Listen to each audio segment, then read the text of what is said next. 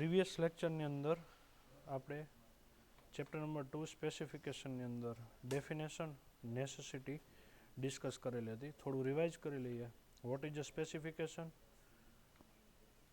It is a specific description of particular subject. કોઈ પણ એક પર્ટિક્યુલર સબ્જેક્ટ છે એનું તમે સ્પેસિફિક ડિસ્ક્રિપ્શન પ્રોવાઈડ કરો છો તો એનું થઈ ગયું specification, detail description. All type of workmanship, all type of material related. Necessity જોઈ હતી. કોસ્ટ ઓફ યુનિટ ક્વોન્ટિટી મળશે એનાથી. ડોક્યુમેન્ટ પ્રિપેર કરવા હશે કોન્ટ્રાક્ટર કે સામે કોઈ આપણે ઓનર છીએ તો એની અંદર. ત્યાર પછી ડ્રોઈંગની અંદર તમારે પ્રોપર સ્પેસ પ્રોવાઈડ કરેલી નહીં હોય કે જેની અંદર તમે પ્રોપર સ્પેસિફાઈડ કરી શકો, તો એ પ્રોપર સ્પેસિફાઈડ ન થઈ શકતું હોય એવા કેસની અંદર તમે સ્પેસિફિક ડોક્યુમેન્ટ જે તૈયાર કરેલા છે એની સાથે જોઈન્ટ કરી દેવાના. All workmanship, method of doing of work, satisfaction સાથે વર્કને એક્ઝિક્યુટ કરવું છે તો એની માટે જરૂરિયાત પડશે સ્પેસિફિકેશનની. કોઈ પણ ટાઈપનો આપણે ચેન્જ લાવીએ છીએ સ્પેસિફિકેશનની અંદર, કે ટેન્ડર જે આપણે પ્રોવાઈડ કરેલું હતું એની અંદર કોઈ વર્કની અંદર આપણે કંઈ ચેન્જ લાવીએ છીએ તો એ જે ચેન્જ થાય છે એ સ્પેસિફિક તમારી પાસે સ્પેસિફિકેશન છે એને અકોર્ડિંગ થશે. તમે રોડ, કાલે એક એક્ઝામ્પલ આપણે જોયું હતું કે રોડ વર્કનું તમે કામ છે પેચ રિપેરિંગનું, એ તમે પેચ રિપેરિંગ ડામર થ્રુ કરો છો કે પછી ખાલી કપચીથી કરો છો તો એના રેટ જે ચેન્જ થાય છે ટેન્ડરની અંદર ડ્યુ ટુ સ્પેસિફિકેશન. કોઈ પણ વર્ક છે એનો રેટ તમે પ્રોવાઈડ કરો છો, એ મટીરિયલનો રેટ પ્રોવાઈડ કરો છો કે લેબર રેટ પ્રોવાઈડ કરો છો, તો એ બંનેની અંદર સ્પેસિફિકેશન હશે તો એને અકોર્ડિંગ થશે. So without specification work is baseless, incomplete and invalid. કયા કયા ટાઈપના ઇક્વિપમેન્ટ, કયા ટાઈપના ટૂલ્સ, કયા પ્લાન્ટ્સની જરૂર છે સાઇટ ઉપર, એની રિક્વાયરમેન્ટ તમને સ્પેસિફિકેશન ઉપરથી ખબર પડશે. ત્યાર પછી સ્ટ્રેન્થ ચેક કરવી છે મટીરિયલની. કોઈ કોર્ટ કેસ થાય છે તો એના કેસની અંદર. ત્યાર પછી જોઈએ તો ટાઈપ્સ ઓફ સ્પેસિફિકેશન, એની અંદર જનરલ સ્પેસિફિકેશન હતું કે જેમાં તમે કયા ટાઈપનું વર્ક છે, કયું મટીરિયલ છે અને કયું પ્રપોર્શન છે. પછી ડિટેલ સ્પેસિફિકેશન હતું, એ મટીરિયલની અંદર કયા કયા ટાઈપના ટેસ્ટ આવશે, physical, chemical, electrical, machinery, equipment, ટૂલ્સની કઈ કઈ જરૂર પડશે. ત્યાર પછી સ્ટાન્ડર્ડ સ્પેસિફિકેશન જોયું હતું કે જેની અંદર ટાઈમ પણ તમારે પ્રોવાઈડ કરવો પડશે. સ્ટેશનરી એક્સપેન્ડિચર કંઈક આવે છે તો એ પણ. લેબરની અંદર લેબર જે છે એને કંઈ નુકસાન થાય છે અથવા તો કંઈ ડેમેજ થાય છે તો એની અંદર એ કેસની અંદર એ સ્ટાન્ડર્ડ સ્પેસિફિકેશન ઉપરથી પ્રિપેર થશે. ત્યાર પછી નેક્સ્ટ હતું સ્પેશિયલ સ્પેસિફિકેશન કે જે એન્જિનિયરને ચાર્જ પ્રોવાઈડ કરો છો એ ટેન્ડર પેપરની અંદર તમારે પ્રોવાઈડ કરવું પડશે. Open specification or manufacturer specification. તો open specification are specification of product of manufacture which state both physical and chemical properties and such other information of product but not description of workmanship to be achieved during construction. હવે તમે કોઈ પણ જગ્યાએથી brick મંગાવો છો તો એ જે brick મંગાવેલી છે તો એ બ્રિકની અંદર કયા ગ્રેડની તમે બિલ્ડિંગ મટીરિયલ અને કન્સ્ટ્રક્શન ટેકનોલોજી અંદર સ્ટડી કરી ગયા છો કે ક્લાસ એ, ક્લાસ બી, ક્લાસ સી ગ્રેડની બ્રિક હોય. પછી સિમેન્ટની અંદર પણ 33, 43, 53 ગ્રેડનો સિમેન્ટ હશે. એ બધા જે ઓપન સ્પેસિફિકેશન છે અથવા તો એને કહેવાશે મેન્યુફેક્ચરર સ્પેસિફિકેશન, એટલે કે જે બ્રિક મેન્યુફેક્ચર કરતા હશે એ લોકો સ્પેસિફાઈડ કરે કે આ ટાઈપની બ્રિક છે, આ ટાઈપનું મટીરિયલ યુઝ કરેલું છે, એને ક્યોરિંગ પીરિયડ આટલો તમારે પ્રોવાઈડ કરવો પડશે, સ્ટોરેજ કરો છો એ જગ્યાએ ડિફરન્ટ ટાઈપ્સના પ્રિકોશન્સ તમારે ધ્યાનમાં લેવા પડશે. ફિઝિકલ પ્રોપર્ટીની અંદર કઈ કઈ વસ્તુ એ પ્રોવાઈડ કરશે કે એ બ્રિકની સ્ટ્રેન્થ કેટલી છે, બ્રિકનું વેઇટ કેટલું છે, બ્રિકની થિકનેસ અથવા તો સાઇઝ જે છે એની અંદર સાઇઝ ડાયમેન્શન કેટલા છે, અને બીજી બધી ફિઝિકલ પ્રોપર્ટી એને રિલેટેડ જે કંઈ પણ હોય એ બધી એની અંદર સ્પેસિફાઈડ કરેલી હશે. તો એને કહેવાશે ઓપન સ્પેસિફિકેશન અથવા તો મેન્યુફેક્ચરર સ્પેસિફિકેશન. ઇટ મીન્સ કે કોઈ પણ મટીરિયલ તમે વુડ મંગાવો છો, ગ્લાસ મંગાવો છો, બ્રિક મંગાવો છો, સિમેન્ટ મંગાવો છો, રેતી, કપચી, વોટેવર તમે જ્યાંથી મટીરિયલ લાવો છો એ જે મેન્યુફેક્ચરર કંપની છે અથવા તો જે ડિલિવર્ડ કંપની છે એ એનું કંઈક સ્પેસિફિકેશન પ્રોવાઈડ કરશે તો એને કહેવાશે ઓપન સ્પેસિફિકેશન અથવા તો મેન્યુફેક્ચરર સ્પેસિફિકેશન. હવે સ્પેસિફિકેશન લખવું કેવી રીતે, હાઉ ટુ રાઇટ સ્પેસિફિકેશન, એના પણ કંઈક ક્રાઇટેરિયા છે. So first point, description of material. પહેલો પોઈન્ટ એની અંદર શું હોવો જોઈએ, તમે કોઈ પણ વસ્તુનું સ્પેસિફિકેશન લખો છો તો પહેલો પોઈન્ટ આવશે ડિસ્ક્રિપ્શન ઓફ મટીરિયલ. એ ડિસ્ક્રિપ્શન કેવી રીતે લખવાનું, the quality and size of material required to do an item of work shall be fully describe for checking up at site according to the binding providing in the specification. The proportion of mixing or treatment of material if required before use shall be clearly described. A description તમારે provide કરવાનું છે. હવે આ ડિસ્ક્રિપ્શનની જરૂર ક્યારે પડે, એક તો ક્વોલિટી અને સાઇઝ તો તમારી કોઈ પણ મટીરિયલ માટે પ્રોવાઈડ કરેલી હશે, પણ તમે કલર વર્ક કરો છો તો એની અંદર કેવું હોય કે તમે વ્હાઇટ કલરની એક જે બકેટ આવે ને એની અંદર એ લોકો મિક્સઅપ કરે જે કલર તમારે ફોર એક્ઝામ્પલ ગ્રીન કલર કરાવવાનો છે તો એ જે આખી વ્હાઇટ કલરની બકેટ હશે એની અંદર કંઈક ગ્રીન કલરનું કેમિકલ છે કે જે એનો કલર ગ્રીન બનાવે, એ કેમિકલ એડ કરો છો તો એનું પ્રપોર્શન કંઈક આપેલું હશે. તમે કલરની પેન્ટની દુકાને જ્યાં જાઓ છો હાર્ડવેરની દુકાને તો એ લોકો છે ને તમને એક આખી બકેટ હોય એની સાથે એનું સ્પેશિયલ પ્રપોર્શન હોય, આખું ઇન્સ્ટ્રુમેન્ટ સેટઅપ જ હોય કે 1 લીટર પ્રમાણે કેટલું કેમિકલ તમારે એડ કરવાનું છે. તો એ જે કેમિકલ તમે એડ કરવાનો છો એનું ડિસ્ક્રિપ્શન પ્રોવાઈડ કરેલું હોય. હવે એ રીતે કોઈ પણ ટાઈપનું બીજું મટીરિયલ છે તો એ મટીરિયલનું ડિસ્ક્રિપ્શનની અંદર શું શું આવશે, એક તો ક્વોલિટી અને બીજું સાઇઝ મટીરિયલની કે જે તમે ફૂલ્લી ડિસ્ક્રાઇબ કરવી પડશે તમારું જે વર્ક છે એ અકોર્ડિંગ. અને પ્રપોર્શન છે અથવા તો ટ્રીટમેન્ટ છે મટીરિયલની. હવે તમે જે બ્રિક છે એ યુઝ કરતા હોય કન્સ્ટ્રક્શન ટાઈમે એ પહેલાં કોઈ એક સાઇટ ઉપર એ આખા બ્રિક તમે એ જગ્યાએ પ્લેસ કરો છો ને પછી એને પાણી છાંટે છે 1-2 દિવસ માટે, એ આખી શોક બ્રિક છે જે ભીની થઈ ગયેલી બ્રિક છે એટલે પ્રોપર એની અંદર વોટર કન્ટેન્ટ જળવાઈ રહે અને ત્યાર પછી આપણે એનું યુઝ કરીએ છીએ તો એનું પણ કંઈક ડિસ્ક્રિપ્શન પ્રોવાઈડ કરેલું હોવું જોઈએ. So description of material, how to write સ્પેસિફિકેશનની અંદર પહેલો પોઈન્ટ ડિસ્ક્રિપ્શન ઓફ મટીરિયલ, મટીરિયલને તમારે ડિસ્ક્રાઇબ કરવાનું છે.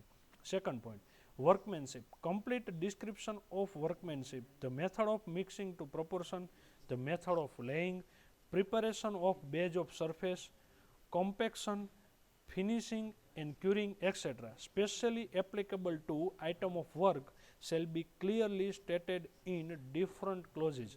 હવે તમે જ્યાં કોન્ક્રીટ મિક્સઅપ થતું હોય તો કોન્ક્રીટ જે મિક્સઅપ થાય છે એ જગ્યાએ નીચે તમારો જે બેઝ છે કોન્ક્રીટ મિક્સઅપનો એ તમારો બેઝ સોલિડ સરફેસ હોવી જોઈએ.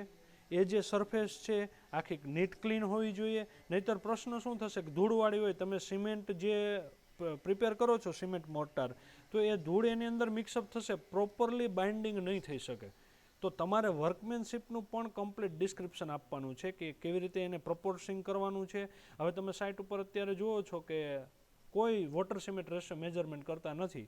એ જે મિક્સર હોય એની અંદર જે લેબર હોય એ પહેલાં કપચી નાખશે, પછી રેતી નાખશે, પછી સિમેન્ટ નાખશે ને એ જે મિક્સરની બાજુમાં કોઈ વ્યક્તિ ઊભો હશે એ ડોલ ભરી ભરીને પાણી નાખશે, જોઈ લે પ્રોપર દેખાય છે, થઈ ગયું મટીરિયલ હોમોજીનિયસ જેવું થઈ ગયું છે, જવા દો. આ તમારી એક્યુરેટ મેથડ નથી. તો એની અંદર શું કરે, પ્રોપોર્શનની અંદર વોટર સિમેન્ટ રેશિયો એનો જળવાવો જોઈએ. તમારે જે 0.38 થી 0.45નો તમે કોન્ક્રીટની અંદર સ્ટડી કરી ગયા છો એ અકોર્ડિંગ હોવું જોઈએ. Method of laying, properly laying થવું જોઈએ. તમે આખો કોલમ એક આખો કાસ્ટિંગ કરે છે તો એની અંદર શું કરે કે એક સાથે આખું મટીરિયલ ફિલઅપ કરી દે. હવે એસસીસી કોન્ક્રીટ હોય, સેલ્ફ કોમ્પેક્ટેડ કોન્ક્રીટ, તો કંઈ પ્રશ્ન નથી, તમે આખો કોલમ એક સાથે કાસ્ટ કરો છો. નહીંતર તમારે 1 મીટરના હાઇટમાં તમારે કોન્ક્રીટને કોલમને કાસ્ટ કરવાનો હોય. હવે પ્રશ્ન શું થાય કે આખો કાસ્ટ કરો ને એટલે વાઇબ્રેટર નીચે સુધી જઈ શકશે નહીં. વાઇબ્રેટર નીચે સુધી જઈ શકશે નહીં એટલે જેની ગ્રેવિટી વધારે હશે એ નીચે બેસશે. તો ગ્રેવિટી કોની વધારે હશે કોન્ક્રીટની અંદર? એગ્રીગેટની. તો એગ્રીગેટ નીચે બેસી જશે, પછી રેતી, પછી સિમેન્ટની સ્લરી. એટલે તમે જ્યારે ફોર્મવર્ક રિમૂવ કરો છો ને નીચે તમારે આખા કોલમની અંદર કોન્ક્રીટની અંદર તમારે કપચી દેખાતી હોય બહાર. આ ન થાય એટલા માટે પ્રોપર લેઇંગ હોવું જોઈએ. પ્રિપેરેશન ઓફ બેઝ સરફેસની અંદર શું આવશે કે તમારી જે જગ્યાએ મટીરિયલ તમે પ્રિપેર કરો છો એની સરફેસ તમારી જે છે એ properly base surface smooth surface હોવી જોઈએ. તમે માટી ઉપર કરશો તો પછી માટી સાથે આવવા માંડશે. કોમ્પેક્શન પ્રોપરલી કરવાનું છે, ફિનિશિંગ પ્રોપરલી કરવાનું છે. હવે ક્યુરિંગની અંદર કેવું કરે છે કે એક સ્લેબ છે કાસ્ટ થઈ ગયો, 3 દિવસ તો પાણી પૂરતું ભરતાય નથી, 1 દિવસ ભરીને પછી જવા દે. પછી વાક કોનો આવે કે જેને કોન્ક્રીટ પ્રિપેર કરેલો હતો એનો, ક્રેક પડી એટલે. આ એક્યુરેટ મેથડ નથી. પ્રોપરલી એનો જે ક્યુરિંગ પીરિયડ ટાઈમ હોય 14 days, 28 days, 56 days, 96 days et cetera whatever જે જેની રિક્વાયરમેન્ટ એ પ્રમાણે તમારે ડિફરન્ટ ક્લોઝિસની અંદર તમારે પ્રોવાઈડ કરવાનું છે બધું. ડિફરન્ટ ક્લોઝિસ તમે આઈએસ કોડ જોઈ ગયા છો, એની અંદર જોજો ક્લોઝ આપેલા છે. તો એ ક્લોઝિસની અંદર શું પ્રોવાઈડ કરેલું હશે કે કઈ વસ્તુ થાય ત્યાર પછી બીજી, ત્યાર પછી ત્રીજી, ચોથી, પાંચમી, છઠ્ઠી એવી રીતના. કોઈ એક જગ્યાએ મટીરિયલ તમે મંગાવીને સ્ટોરેજ કરી રાખો છો, ફોર એક્ઝામ્પલ રેનફોર્સમેન્ટ છે, તો આવું એટમોસ્ફિયર હશે કદાચ પાણીમાં નહીં પલળતું હોય તો ભેજ લાગી જશે. તો આ પ્રોપરલી વર્કમેનશીપ. એટલે હાઉ ટુ રાઇટ સ્પેસિફિકેશનની અંદર પહેલું મટીરિયલનું ડિસ્ક્રિપ્શન, પછી વર્કમેનશીપનું description. Third, tools and plants, T&P. The tools and plant to be engaged to carry out a work shall be described. The method of operation by whom to supplied shall be stated. હવે એ જે tools છે, એ equipments છે, એ plant છે, એની અંદર તમારે skill labour, skill એન્જિનિયર્સની જરૂર પડશે. ગમે એ વસ્તુ કંઈ તમે આખો સ્લેબ કાસ્ટ કરો છો અને અચાનક વચ્ચે મશીન બંધ થઈ ગયું તો લેબરને કંઈ સ્ટાર્ટ કરતા નહીં આવડતું હોય. એન્જિનિયરની રિક્વાયરમેન્ટ ત્યાં છે. તમે જુઓ અત્યારે બધી સાઇટ ઉપર મિનિમમ એક એન્જિનિયરની રિક્વાયરમેન્ટ આવે જ છે. એક એન્જિનિયર હોવો જ જોઈએ તો જ કન્સ્ટ્રક્શન વર્કને પરમિશન મળે. પણ બધે જ હવે ભ્રષ્ટાચાર ચાલે છે, ચાલે આમને બીજું શું. સો એની ઓપરેશનની મેથડ કઈ કઈ છે, એને સપ્લાય કેવી રીતના કરવાનું છે, એ સ્ટેટેજ આખું તમારે સ્ટેટમેન્ટ અંદર પ્રોવાઈડ કરેલું હોવું જોઈએ. તમે જે કોન્ક્રીટ મિક્સર છે એમાં પહેલાં સિમેન્ટ ન પ્રોવાઈડ કરવાનું, નહીં તો ચોંટી જાય આખી સરફેસ ઉપર. પછી જે તમે સિમેન્ટ બેગ ખોલો છો એને તમારે પ્રોપરલી કરવી પડે, નહીં દોરી ખેંચો એટલે સિમેન્ટ ઉડે.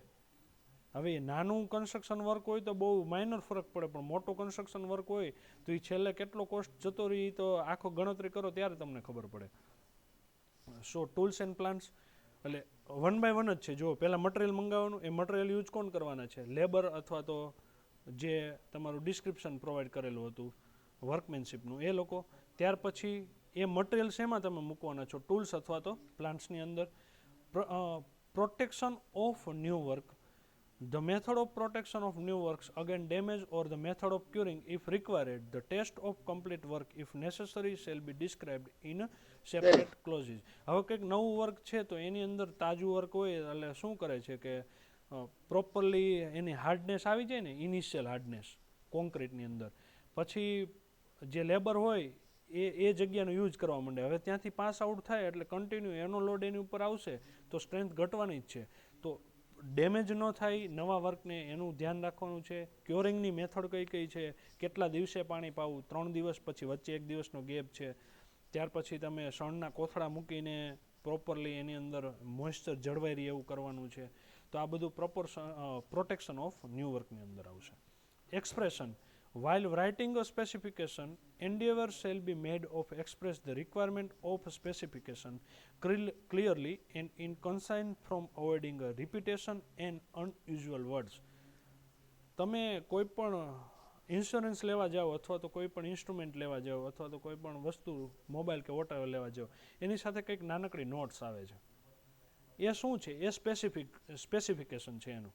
હવે એની અંદર ઇન્સ્યોરન્સ કંપની શું કરે, એટલી બધી ઇન્સ્ટ્રક્શન પ્રોવાઈડ કરી દે ને તમને એમ થાય કે લાવો ભાઈ સાઇન કરી દે. ક્યાં કરવાની છે, કયા પેજ ઉપર કરવાની છે? કેમ કે તમને 20 પેજ આપ્યા છે ને પછી કહે છે કે આ રીડ કરી લેજો એક વખત પછી સાઇન કરજો. ક્યાં 20 પેજ તમે રીડ કરવાના છો, સાઇન કરી નાખો છો. આવી વસ્તુ તમારા કન્સ્ટ્રક્શન ડોક્યુમેન્ટની અંદર સ્પેસિફિકેશનની અંદર ન થાય એનું ધ્યાન રાખવાનું છે. ઓછામાં ઓછા પેજની અંદર મેક્સિમમ તમે ડિસ્ક્રાઇબ કરી શકો, રિપીટ ન થાય વર્ડ એનું ધ્યાન રાખવાનું છે. તમે જે અનયુઝ્યુઅલ વર્ડ ના આવી જાય એનું પણ ધ્યાન રાખવાનું છે. સરળતાથી સમજાઈ જાય સામેવાળા વ્યક્તિને એવી રીતે બનાવવાનું છે. તમે કોંગ્રેસના પેલા શશી થરૂર છે એના ટ્વીટ્સ વાંચતા હોય ને તો તમને ખબર પડે એ અમુકને જ સમજાય એવું હાઈ લેવલનું ઇંગ્લિશ એ લોકો પ્રોવાઈડ કરે. એટલે શું થાય કે એ તો ફોકસિંગ થાય કે આ શું કર્યું, બધા ટ્રાન્સલેટ કરવાનું ટ્રાય કરે, પણ આપણા સ્પેસિફિકેશન ટ્રાન્સલેટ કરવાનું કોઈ ટ્રાય નહીં કરે, પછી ખોટી પાછળથી માથાકૂટ ન થાય એની ધ્યાન રાખવાનું. The sentence shall be short, simple and concise. ટૂંકામાં ટૂંકું સેન્ટેન્સ હોવું જોઈએ, સિમ્પલ લેંગ્વેજમાં હોવું જોઈએ અને પ્રોપરલી તમને મિનિંગ ખબર પડી જવું જોઈએ. As the specification are the legal document, terms such as suitable, proper used and word having more than one meaning shall be avoided. એક કરતાં વધારે મિનિંગ ન થવા જોઈએ. આ પેલું મ્યુચ્યુઅલ ફંડ જેવું થઈ ગયું કે એમાં તમને ખબર ન પડે, રિસ્કી કન્ડિશન છે, એવું આની અંદર નથી કરવાનું. તમે જે પ્રોપરલી સ્પેસિફિકેશન પ્રિપેર કરો છો તો એનું એક્સપ્રેશન શોર્ટ, સિમ્પલ અને કન્સાઇઝ હોવું જોઈએ. બસ એક આ ધ્યાન રાખવાનું ખાસ.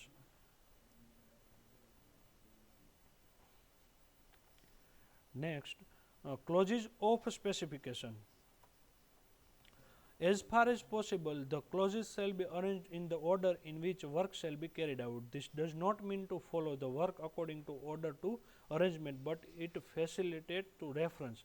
હવે તમે સ્ટીલ સ્ટ્રક્ચરની અંદર આઈએસ કોડ આવે છે તો એની અંદર તમને ઇક્વેશન પહેલાં આપે છે, પછી એની નીચે તમને ડિસ્ક્રિપ્શન આપેલું હોય કે FWD શું છે, FUD શું છે, FU એટલે શું થાય, અલ્ટિમેટ સ્ટ્રેન્થ વોટેવર, FY શું છે, એની અંદર તમારે આખું પ્રોપર નીચે ડિસ્ક્રિપ્શન આપેલું હોય.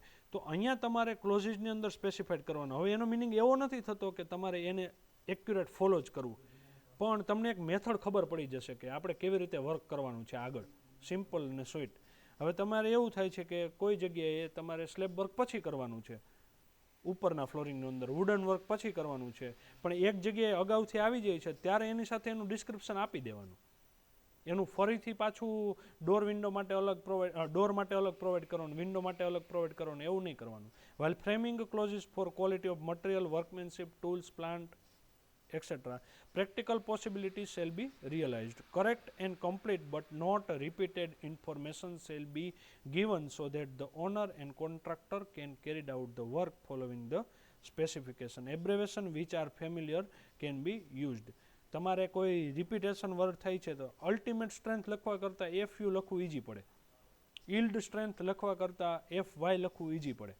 તો એવી રીતે તો આ વસ્તુ થઈ ગઈ કેની અંદર, હાઉ ટુ રાઇટ સ્પેસિફિકેશનની અંદર. ફર્સ્ટ શું હતું કે તમારે મટીરિયલનું ડિસ્ક્રિપ્શન આપવાનું છે, પછી વર્કમેનશીપનું ડિસ્ક્રિપ્શન આપવાનું છે. હવે લખતા આવડશે તમને, આ ખાલી મેઇન પોઈન્ટ યાદ રાખવાના, પછી મિનિમમ 2 થી 3 સેન્ટેન્સ મૂકવાના. ટૂલ એન્ડ પ્લાન્ટ્સનું સ્પેસિફિકેશન આપવાનું છે. અને આવી થિયરી પૂછાય ને એટલે સાઇટને સામે આપણા મગજમાં લાવવાની અને એને વિઝ્યુઅલાઇઝ કરવાની, જેથી કરીને લખી શકો શેની કેની જરૂર પડે. મટીરિયલની જરૂર પડે તો એનું ડિસ્ક્રિપ્શન આપવું પડે, વર્કર્સની જરૂર પડે તો એનું ડિસ્ક્રિપ્શન પ્રોવાઈડ કરવું પડે, ટૂલ્સ એન્ડ પ્લાન્ટ તમારે લાવવા પડે છે વર્ક માટે તો એનું ડિસ્ક્રિપ્શન પ્રોવાઈડ કરવાનું છે.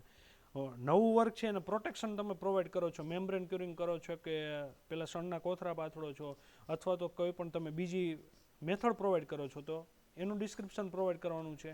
એક્સપ્રેશન તમે જે લખો છો કે સિમ્પલ, શોર્ટ અને કન્સાઇઝ હોવું જોઈએ. ક્લોઝિસ ઓફ સ્પેસિફિકેશન ક્લોઝની અંદર પ્રોવાઈડ કરવાનું, પોઈન્ટ ટુ પોઈન્ટ. ભલે પછી એને તમે મેન્ટેન નથી કરી શકતા પણ યુઝફુલ થશે. Principal of specification of good specification. Next theory કે કયા કયા સ્પેસિફિકેશન છે, પ્રિન્સિપલ્સ છે સ્પેસિફિકેશન, સારા સ્પેસિફિકેશન લખવા માટેના. એક તો સબ્જેક્ટ મેટર પહેલું, should provide information required. The requirement which are to be enforced should only be included in the specification. પહેલા 1 by 1 ટોટલી ઉપરથી જોઈએ. એક તો સબ્જેક્ટ મેટર, સબ્જેક્ટને અકોર્ડિંગ હોવું જોઈએ. કોન્ક્રીટ વર્ક છે તો કોન્ક્રીટ જ લખો, મોર્ટારને વચ્ચે ન લાવો. પછી ગ્રામેટિકલ મિસ્ટેક ન હોવી જોઈએ. Shall been, would been, has been, એક પોઈન્ટને તમે ચેન્જ કરશો એટલે બધું ફરી જશે. સ્ટાઇલ, એના ટેન્સ બધું સેમ રહેવું જોઈએ through out. Selection of words, એવો વર્ડ્સ નથી લાવવાનો કે સામેવાળા વ્યક્તિને તમારે સમજાવવું પડે. તમે જ્યારે સામેવાળા વ્યક્તિને સમજાવવાની ટ્રાય કરો છો એ એક વખત એમ કરી દે ને એ શું, એનો મિનિંગ એવો થયો કે આપણું સ્પેસિફિકેશન પ્રોપર નથી. એક્યુરેસી હોવી જોઈએ. સિલેક્શન ઓફ વર્ડ, એવા શબ્દોની ચોઈસ કરો કે સિમ્પલ એને સમજ પડી જાય. એક્યુરેસી, તમે જે ઇન્ફોર્મેશન આપો છો એ ઇનકરેક્ટ કે ઇનકમ્પ્લીટ ન હોવી જોઈએ. તમને એવું ન કહેવું જોઈએ કે આ વસ્તુ ક્યારે ફિનિશ થશે. ટાઈમ પણ આપી દેવાનો એની અંદર.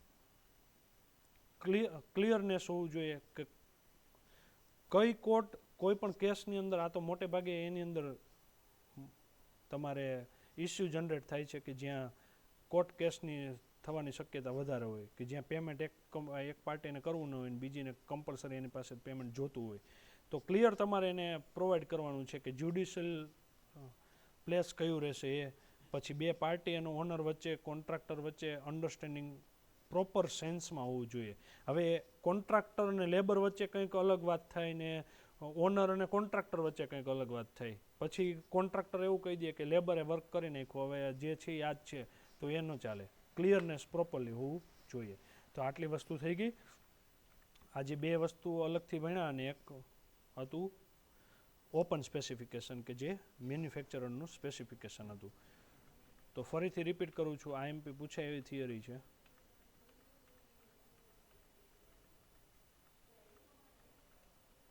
સ્પેસિફિકેશન કેવી રીતે લખવાનું, મટીરિયલનું ડિસ્ક્રિપ્શન, વર્કમેનશીપનું ડિસ્ક્રિપ્શન, ટૂલ્સ એન્ડ પ્લાન્ટનું ડિસ્ક્રિપ્શન, નવા વર્કને પ્રોટેક્શન આપવાનું ડિસ્ક્રિપ્શન, એક્સપ્રેશન કેવી રીતે કરો છો, સિમ્પલ, શોર્ટ એન્ડ કન્સાઇઝ વેની અંદર કરવાનું છે.